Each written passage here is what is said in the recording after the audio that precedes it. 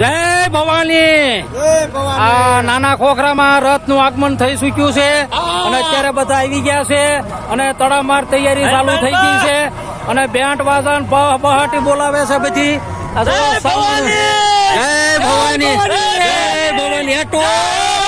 જય ભવાની. જોવા બધા આમ જોવું તો ડાયરો જોરતા ક્ષત્રિય સમાજ નો